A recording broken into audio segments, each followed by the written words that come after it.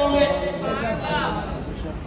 یہ حق نواران قوم کا ہے کیونکہ سیدنا فاروق اعظم کا زمانہ ہے. بحرین کے اندر چھوٹے بچے گیند کے ساتھ کھیل رہے ہیں.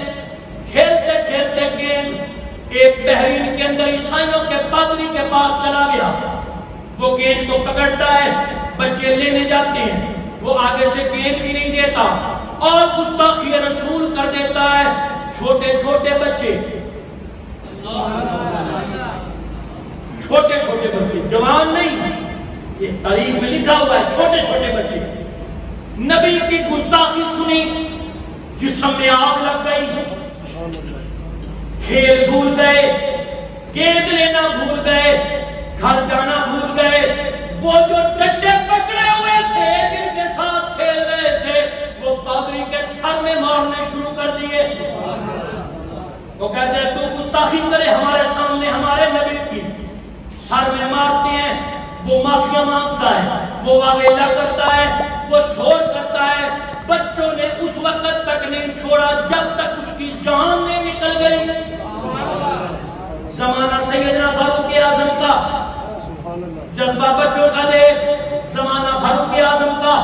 اب سوال یہ پیدا ہوتا ہے دوستان گرامی, وہ کوئی بچہ 7 سال کا, کوئی 8 سال کا, کوئی 10 سال کا, کوئی 12 سال کا, ان بچوں کے سینے میں عشق مصطفیٰ ڈالا ہے تو کس نے ڈالا ہے؟ وہ جذبہ رسول آیا تو کیسے آیا ہے؟ وہ کہیں اور سے نہیں آیا.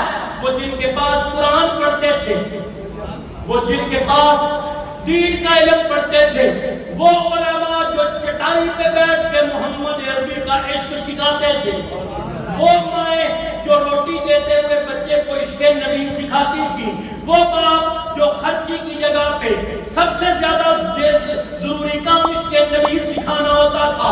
ارے خدا کی قسم, وہ باپ, وہ مائیں, وہ استاد, وہ علماء, وہ ادیب, وہ شاعر, وہ مفکر, وہ واعظ, انہوں نے عشق نبی اتنا بھر دیا تھا کہ بچوں کے آگے بھی کوئی گستاخی رسول کرتا تو جان نہیں بچا سکتا تھا. یہ فیصلہ کرا گیا سیدنا فاروق اعظم کے پاس.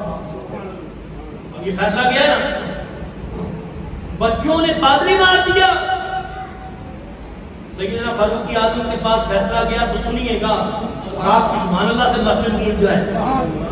سیدنا فاروق اعظم کے پاس جب فیصلہ گیا نا تو آپ فرماتے ہیں آپ دنیا کی کسی فتح سے, روم کی فتح ہوئی, عراق کی فتح ہوئی آپ کے زمانے میں, روم کی فتح ہوئی آپ کے زمانے میں, شام فتح ہوا آپ کے زمانے میں, آپ اتنے خوش کن فتوحات سے نہیں ہوئے جتنے خوش کن بچوں کے پادری کو مارنے سے ہوئے. آپ نے فرمایا آپ اسلام غالب ہوا ہے کہ جب بچوں کے سینوں میں بھی عشق مصطفیٰ کا سینا ہے.